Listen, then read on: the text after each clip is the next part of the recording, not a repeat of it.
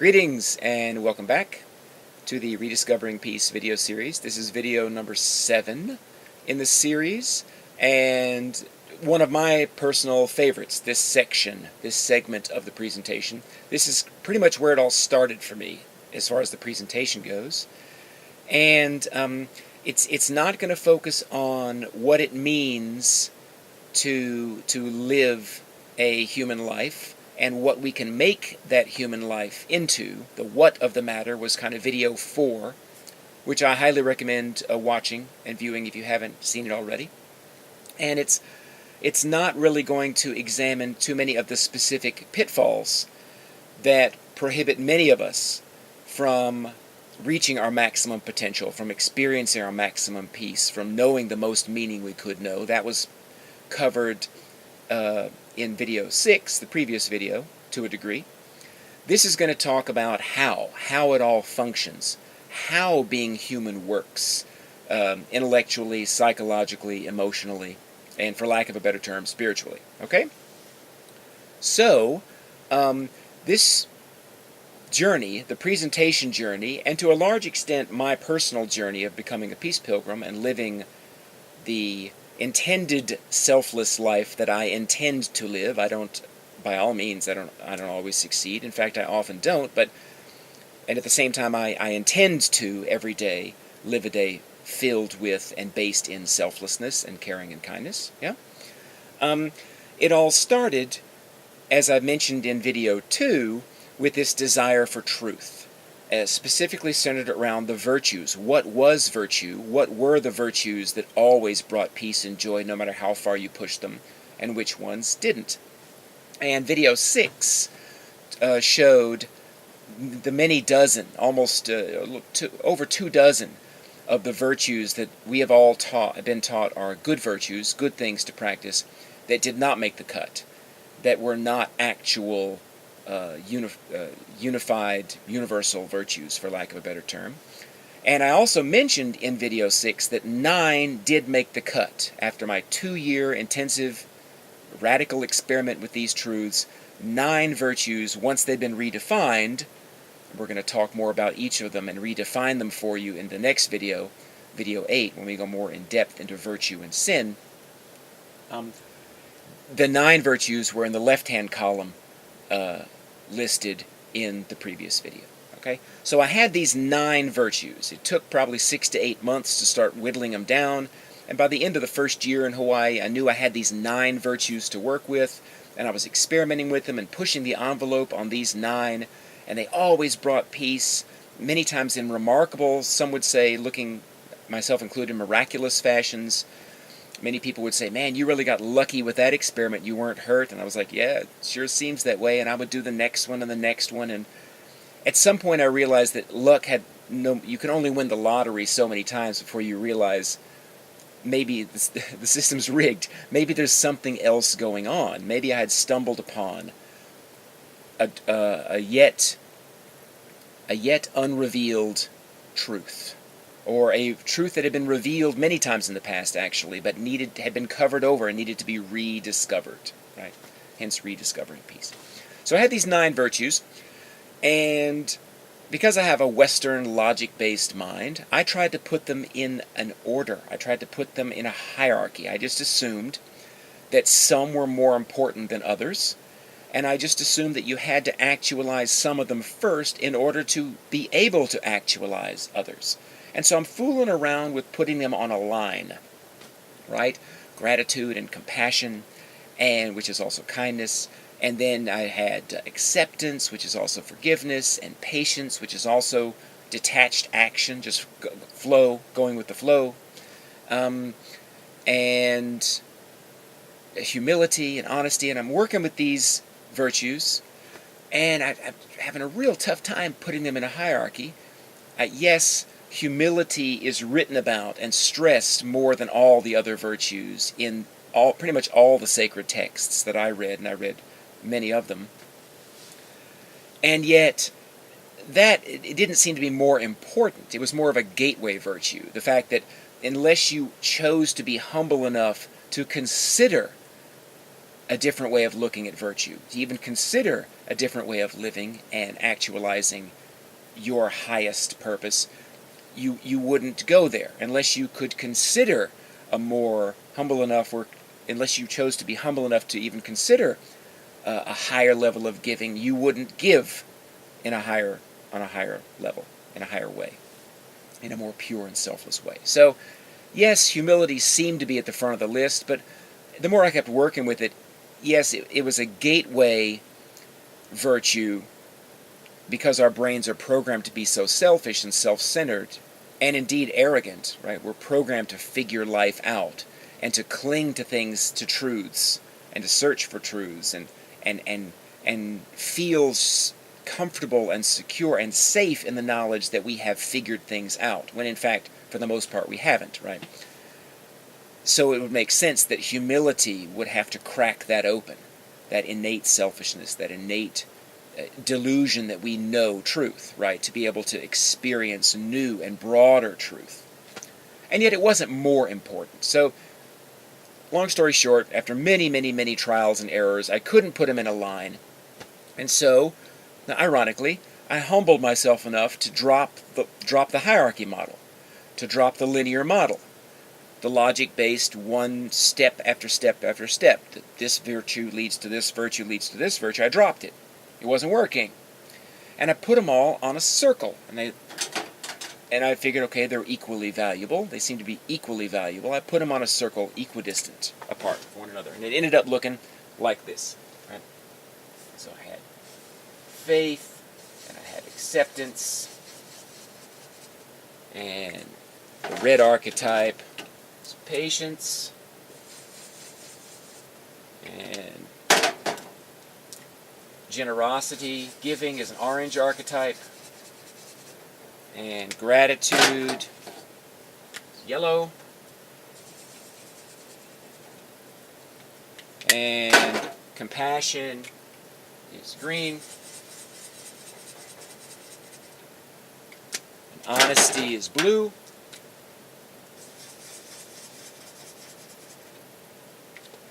and humility is indigo. I don't have an indigo pen, so just imagine this is dark blue. And imagine this is this. You get the picture. And wonderment is, or awe, amazement, appreciation, beauty. That's purple. Okay, so I had all of these archetypal virtues equidistant on a circle. And I'm looking at it and thinking that's kind of cool. And I start fooling around with the interrelationships of these virtues. And I start thinking about them, and I start thinking, okay, what happens when you max giving out? And I started realizing that when you max any of these virtues out, right, that they all become one, yeah? That they all are intimately interconnected, which is what these lines symbolize in the middle of the core of the diagram on page 26. Oh yeah, I forgot to mention. We are dealing now with page 26 and 27 of the workbook. Downloadable at the link in the description box.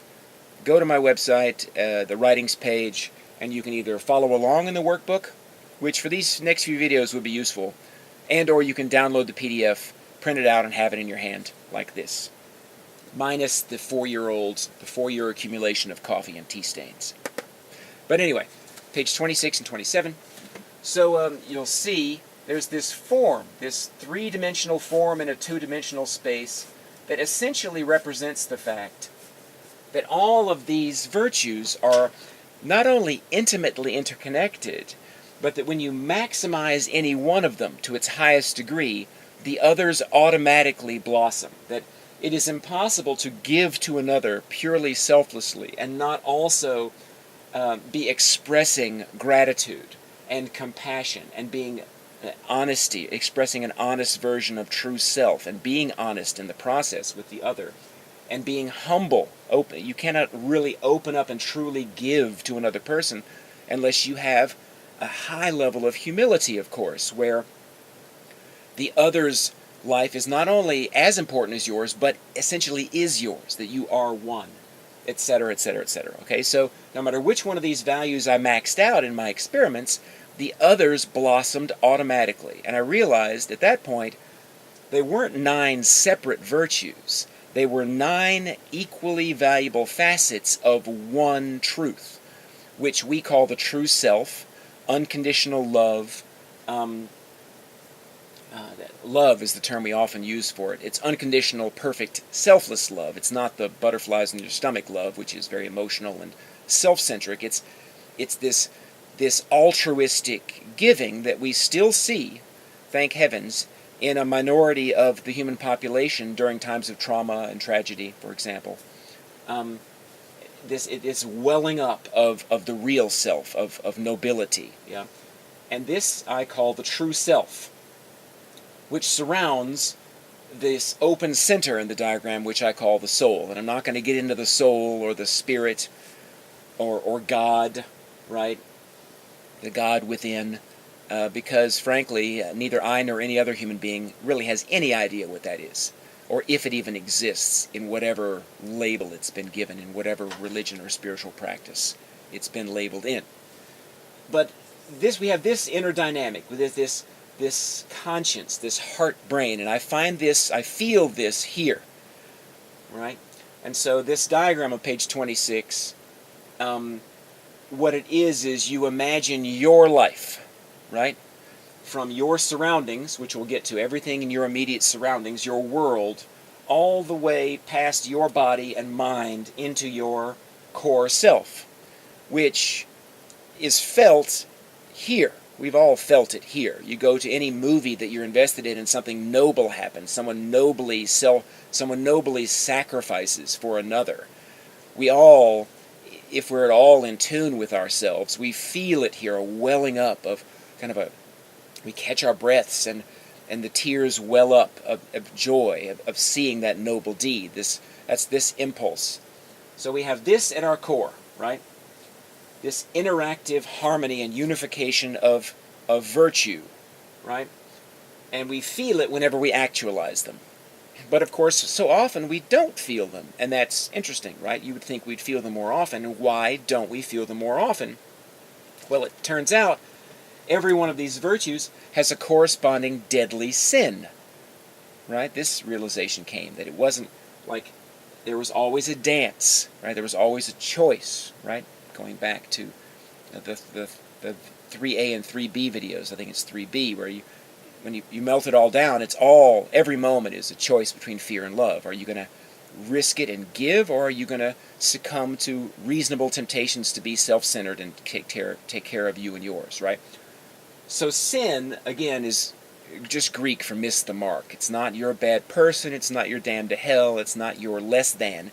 It just means you have chosen in whatever moment to not actualize. You have missed the mark. The mark is to actualize this, your true self at your core, and instead you have succumbed and you have sinned. You have succumbed to the impulse of your reptile brain, which all it wants is for you to survive and ultimately procreate so your genes will continue to survive. It's a very primal, dare I say, barbaric program that is impossible to get rid of.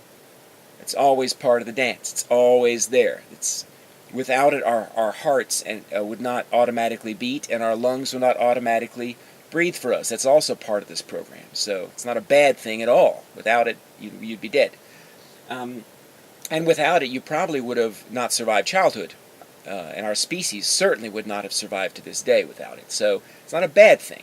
It's just part of the dance. So we also have the sins, right? And they look like this, right? So the opposite of faith is doubt, of course. The opposite of acceptance is condemnation. The opposite of patience is attachment or frustration. The opposite of generosity is, of course, selfishness, greed. The opposite of gratitude is envy. The opposite of compassion is not hatred, it's apathy, right? hatred is nothing more than, these are all love-based, these are all fear-based. Hatred is nothing more than crystallized anger, and crystallized anger is nothing more than crystallized fear. Okay? So if you are experiencing hate, that's not here, the opposite of love and compassion. Hatred is a compilation of this. It's a highly crystallized ego, okay, which is nothing more than an ego in a state of extreme fear, as an aside. So honesty, the opposite of honesty is manipulation or deception. The opposite of humility is, of course, pride or arrogance. And the opposite of wonderment is familiarity or boredom or routine. Right? And so, essentially then, inside you, you have your heart brain connected to your neocortex and other parts of your brain, higher brain functions, that knows you're part of the one and is constantly encouraging you, encouraging you to act accordingly, right? Right? Which is why you respond so positively to the noble people and the noble happenstances in your surroundings. And it's why there is such a thing as heroes, and most of them are pretty good people. You know, who labels an evil villain a hero? There's a dichotomy, right? And at the same time, we have a primitive brainstem that is constantly working a quarter of a second quicker than this noble brain-heart function to keep us alive, to keep us selfish, to keep us safe, to keep us comfortable and feeling happy, small h, yeah? And that's represented by these sinful impulses. So in every moment of your life, you have a choice. In every encounter, one or maybe two, sometimes more, but essentially in every encounter, in every happenstance, in every instant of your life, one of these pairs is most present, most pregnant, most tempting, right? Maybe you are at the end of the month and you're out of money, right? And so you're very, very tempted to worry about money, reasonably, yeah? And that means that this dynamic is the most present dynamic. Or something horrible has happened to you, and you see that somebody else, one of your nemesis, has attained success, and so you're tempted to be envious and wish you had that too, when in actuality, what is available to you is to be grateful for your life, to be grateful for how difficult it is to celebrate that victory for the other, to how difficult it is to be grateful for the fact that you have a nemesis that has empowered your ability to love, etc., etc., etc. Okay, so there's always this dance. And for the vast majority of our lives, the vast majority, of course, as we all know, from our time of our childhood, when we were exclusively making these choices, we make self-centered choices, okay, because we want to survive. And every time we make one, we get so spiritual, psychological, intellectual scar tissue, emotional memory, we would call this, right? It's lodged in our limbic system, right? We register a painful event, we respond to it with some form of self-defense, right? Selfishness, to protect ourselves. We survive, and that is registered as what works, what keeps us alive. And these emotional memories, these selfish responses to pain and discomfort and fear and anger and sadness, they layer on top of each other over time. They create an ego, an identity that has enabled us to survive to this point. Okay? And that forms a sludge, right? An energetic, intellectual, spiritual sludge that separates us conceptually and actually from all others. We become our own island within the universe. Our lives become about us. Everything else is clearly other, yeah, and we act accordingly, sinfully, selfishly, self-centeredly, reasonably sometimes, and yet, yeah. And so this sludge looks like this. It keeps us separate from the other. It's a fog, right? And every time we respond to any unpleasant or pleasant event with selfishness or self-centeredness, this fog gets thicker, right? It gets thicker. And it leads to a lot of the really less than noble behaviors that we see in quite a few humans, ourselves included, to this day, right? The ego, okay?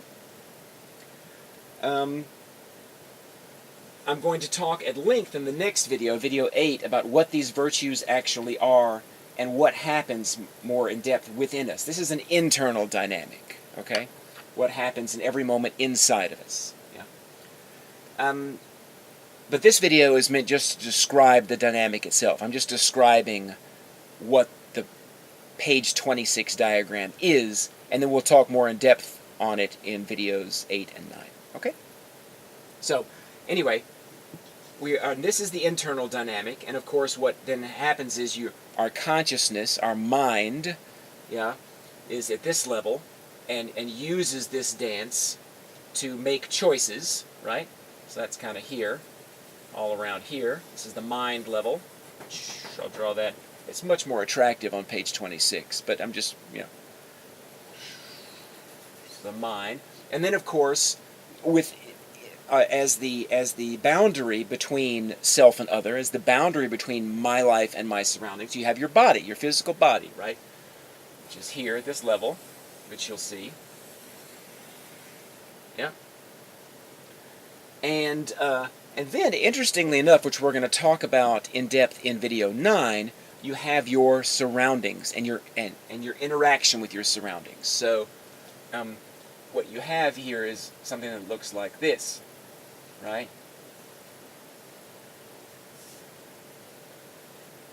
All right. This is your world. This is everything that you can immediately perceive all around you. This, this, and you get this nice flower effect. Kind of screw that up. I'll correct this in the next video. But the point is that you get the point, right? So these would be the amazingly good things that happen to you regarding your feelings of abundance, right? And or the or that you witness, right? Amazing acts of generosity that you witness, or amazing acts of selfishness that you witness. Because what happens is this fog creates a veil of familiarity, right? And everything that you see that is normal, that you've experienced before and have survived, is really not that important. Your brain is programmed to look for events that are unusual, because those are the ones that provide you with the most possible benefit and or the most possible threat. So we're programmed to be constantly on the lookout for unusual things and to notice the unusual, right? And the familiar we quickly process, categorize, and set aside, okay? And so that's why we end up droning through life for so much. We surround ourselves with the familiar because we just want to survive. Everything that we have survived obviously works for survival, and so we surround ourselves with those routines and that familiarity, and we end up not noticing intimately a lot of our life because it's so normal or usual or familiar. Okay, that's how our brain works. Yeah? Not a bad thing, that's just how it works. What happens, though, is regularly, and we're going to talk in depth about this in video 9, your life, your world, your surroundings will shower you with happenstances that are outstanding or horrible or tragic or wonderful, that transcend the familiar, right? And they wake you up. You notice life anew, and you get to then process those and choose how you're going to respond to them, selfishly or lovingly, right? So that's kind of the external dynamic between your environment and your mind-body that is going on at the same time as this internal dynamic where everything you do notice, you are choosing in every instant of your life, am I doing something to continue the survival of myself and mine, or am I going to make a choice in that moment that is designed and intended to provide the most peace to another, or the most joy to another, or the most harmony to my surroundings, regardless of what happens to me. And these are the two dances that are constantly happening all the time. And every time something amazing happens positively, it gets through the veil of familiarity, and it goes right to your soul, and it wells up within you, and it awakens you to the possibility of you doing the same. Or every time you witness something really, really awful happen, somebody be really awful to another person, it goes right through the veil of familiarity, and it awakens you to the possibility that you don't want to do the same, or it tempts you to join in. Gossip is a good example, right? Where someone's being attacked behind their back to an amazing degree, and it gets through our familiarity, and we have then a choice to make. Am I going to exude compassion? Am I going to be courageous and defend the person being gossiped about? Or am I going to join in? Because it's comfortable and it ensures my self-survival. The herd is gossiping about the outsider, and am I going to be courageous and defend, right, the oppressed, or am I going to go with the flow and do the safe thing, right, as an example, right? And every time you make a choice, which most of us do most of the time, even me still, yeah, every time we make a choice that is even indirectly designed to care for self, right, this fog gets thicker, and my distance from the other, and from my life, and from love, and from lack of a better term, God, the universe, what we cannot perceive that goes to the all, right? My connection is dampened, if not severed. And the only way to feel real peace, and the only way to know real power, is to reopen the connection, to pierce the veil of duality. This again, this is also the veil of duality, right? That was mentioned in video 4, right? Generated by the emotional memories and the ego and the identity that we've created in response to those selfish choices, right, that we've made in the past, right? And so every time we choose, we are inspired to choose, and we choose otherwise. Every time we choose love, every time we choose to be kind anyway, to give anyway, to be grateful anyway, to be kind anyway, to be honest anyway. Anytime we do an anyway, right, where there is no immediately perceivable benefit to self, but we just know it's right, and we're just going to do it because the other is the other, and I want to ease their suffering. I want to bring them joy. Then we shatter through. We shatter through this sludge, and we cast part of it off. And it makes this fog less dense. It makes it easier to do it the next time, because of course we don't die. And not only do we not die, this wash of bliss returns to us.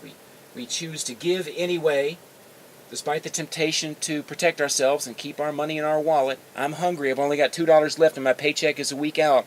There's a homeless person hungry.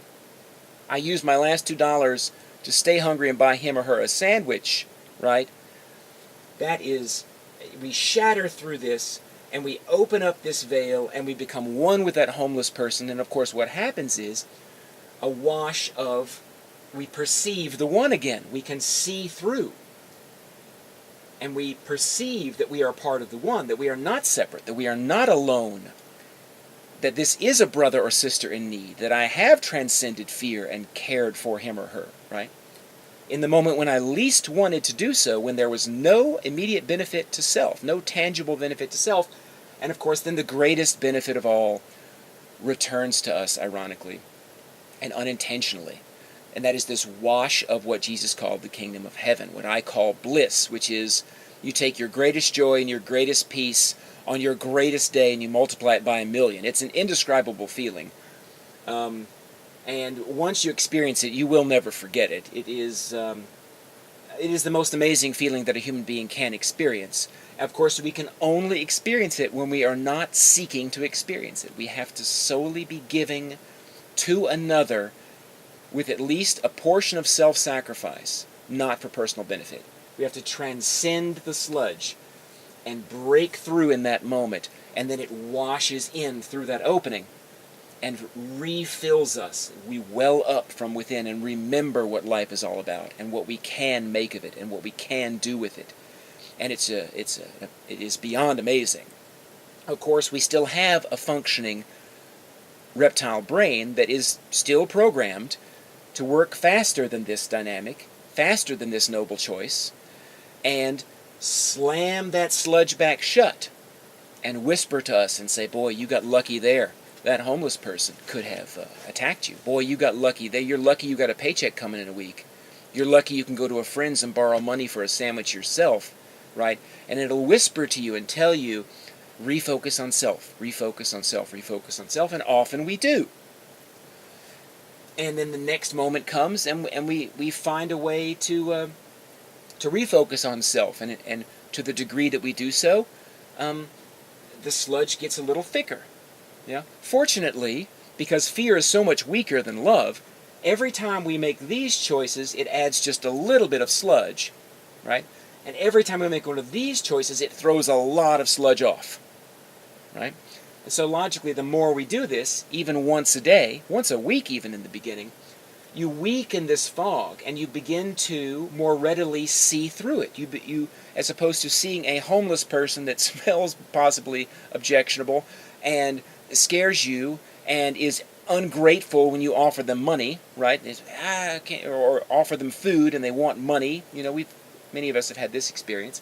As opposed to seeing them and shunning them, we say, wow, that's a brother in need. Who am I to judge, right? Let me give the food anyway.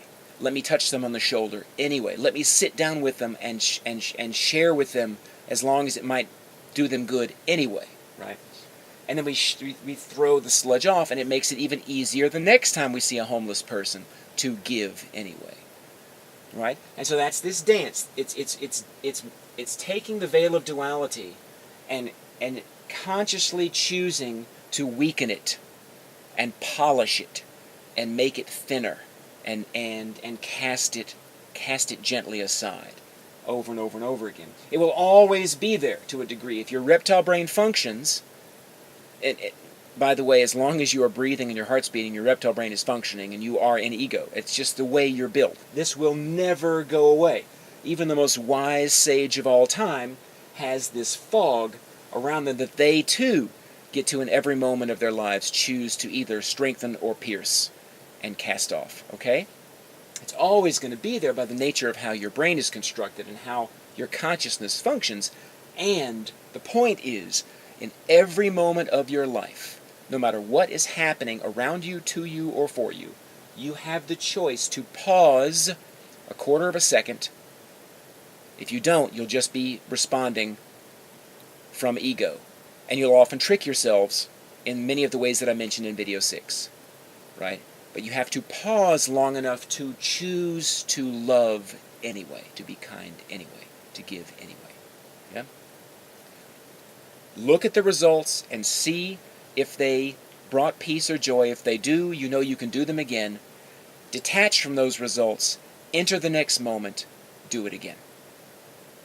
Or go several moments where you forget, and all of a sudden you remember, think, I'm going to do it again. I'm not only human, I'm human. And then you get to choose nobly again and pierce the veil again. Pierce the veil again. Okay? And the more you do this, the more you enter zone 3, which is the diagram on page, this diagram. The more frequently you make that choice, the more you go from here and here and you shoot through and you start to live significant portions of your time up here, which is nice for you because you feel peace, but that's not why you're doing it. You don't care that you're feeling peace. That's why it works. You don't care what happens for you. The point is, here's where your power is. Here's where you can do good. Here's where you can become a force for love and justice and kindness in the world. Here's where, if enough of us do this, we can actually turn the boat around and save our species from becoming extinct, right? And it might not work. Maybe enough of us won't do it, but the point is we get to do our part. And this is how you can do your part. Right? Okay? So, I feel pretty good about that. Yeah, that's it. That's the basics of the SOULare system, page 26 and 27. There's a massive information on page 26 and indeed on page 27 that all ties into this video. It seems self-explanatory to me. I've given each one of the zones a number from 1 all the way to 9, and the information on both pages corresponds to those numbers, so you can look at the number 1 and find the number 1 on both pages and have a full-fledged kind of experience of what this means. And here's level 2, and here's level 3, and here's level 4, 5, 6, 7, 8, and 9. If you have any questions, of course, and there undoubtedly will be, contact me. Feel free. rediscoveringpeace@gmail.com. As long as I have access to email, which is probably going to be as long as I'm alive, I'm going to have regular access to email, I would assume. When I can, I will answer those questions. Okay? And other than that, enjoy thinking about this, and most importantly, enjoy putting it into practice. It will be, in my humble opinion, by far the greatest journey, and if not the greatest experience and set of experiences of your life. Certainly the most important for the world and our species and our animal brothers and sisters and our planet, right? And certainly the most enjoyable, in-joy-able for you. Seeing as how I love you guys, I want you to know at least a piece, if not the largest portion of the joy that I've come to know living this the last 12 years of my life. That's it. That's it. Good job. Good video. Peace out. Love you guys, and we'll see you in video number 8, where we'll talk much more in depth about what these virtues are and how they interact with the sludge and the sins, the sinful choices and stimuli and impetuses that create the ego. Right? All right. See you then. And until then, peace out.